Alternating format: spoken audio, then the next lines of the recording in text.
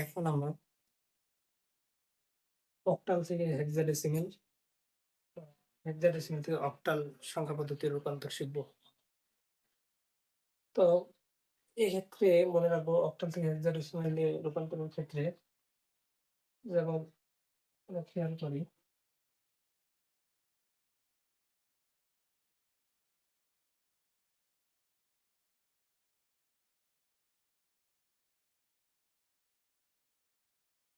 এই octal সংখ্যাটিকে hexadecimal সংখ্যায় রূপান্তর করতে হবে। তাহলে নিয়মটা মনে রাখবো। এখানে এই যে সংখ্যার যে আলাদা অঙ্কগুলো আছে, এগুলোর বাইনারি মান ৩ বিট হিসেবে বের করব প্রথমত। যেহেতু অক্টালের ক্ষেত্রে ৩ বিট হিসেবে আমরা এগুলোর বাইনারি মান বের করব। তো এইগুলো আমরা একটা সূত্রের কথা বলেছিলাম, যে সূত্রের সাহায্যে যেকোনো দশমিক মান খুব সহজেই বের করা যায়। সূত্রটা হচ্ছে 1, 2,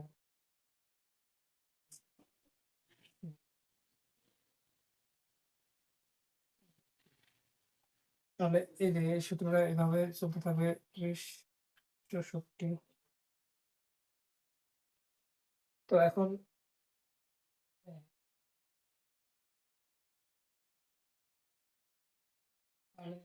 এখানে ৩ বিট ধরে এই যে প্রতিটা অঙ্কের ৩ বিট বাইনারি মান বের করব। তাহলে ২, ৩ বিট। তাহলে ২ এখানে ২ এর প্রয়োজন আছে। ১ এর প্রয়োজন নেই, ৪ এর প্রয়োজন নেই। তাহলে এই যে ০, ১, ০ হচ্ছে ২ এর ৩ বিট ৩ বিটের বাইনারি মান। ০, ১, ০। আবার ৭ ৭ নিতে কি সংখ্যা প্রয়োজন? ৪, ২, ৬ আর একে ৭ মানে ৩ টা সংখ্যাই প্রয়োজন। প্রয়োজন হলে কি? তার নিচে 1। তাহলে এটার মান হচ্ছে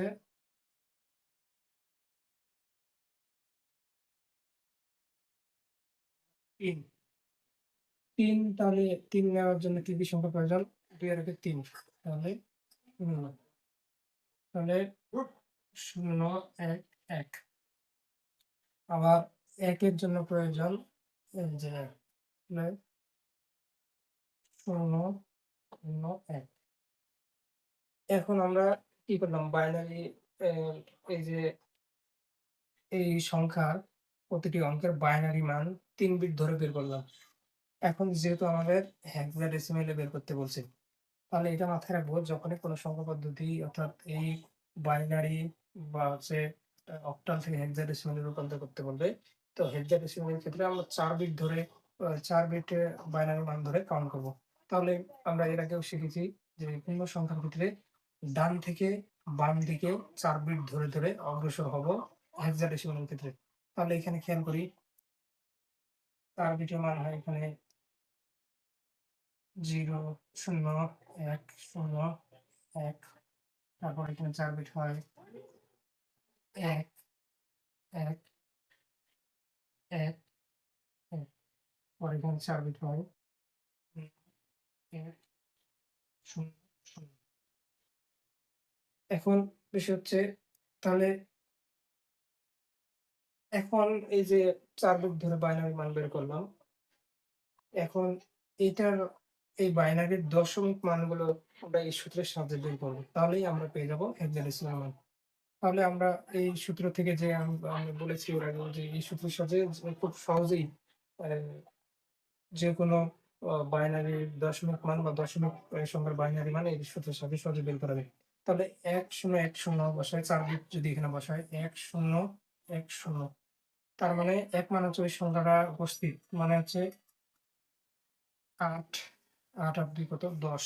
তাহলে এটা হচ্ছে ১০। ১০ মানে হেক্সাডেসিমালে কত?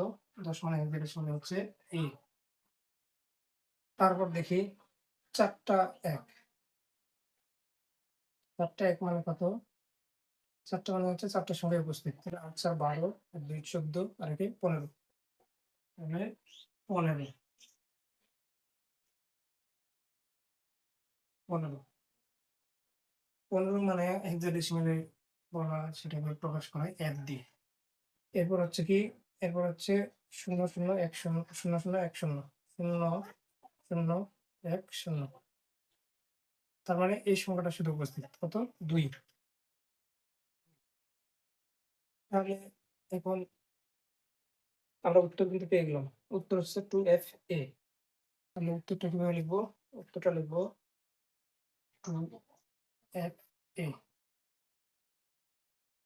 তাহলে আমরা খুব সহজেই কিন্তু অক্টাল থেকে হেক্সাডেসিমাল সংখ্যা পদ্ধতি রূপান্তর করে ফেললাম। অক্টাল হেক্সাডেসিমাল থেকে অক্টালে বের করে দেখব।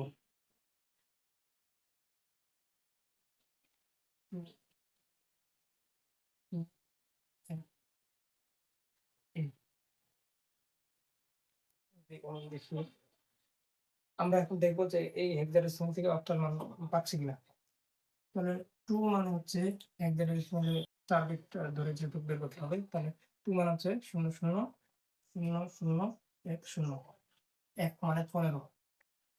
কি সংখ্যার সমষ্টি হয় ১৫, ৮ ৪ ১২, আর ২ ১৪ আর ১ ১৫। তার মানে 1, 1, 1, 1।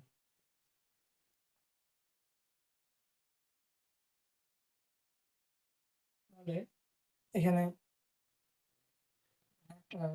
একটা দিতে আসছে। এখন এই যে এই হেক্সাডেসিমাল সংখ্যা পদ্ধতি থেকে আমরা ৪ বিট ধরে বাইনারি মান বের করলাম। এখন যেহেতু অক্টালে রূপান্তর করব, তাহলে ৩ বিট ধরে কাউন্ট করব। ডান থেকে বামে ৩ বিট ধরে বের বাম দিকে অগ্রসর হবে। তাহলে ০, ১, ০, ১, ১।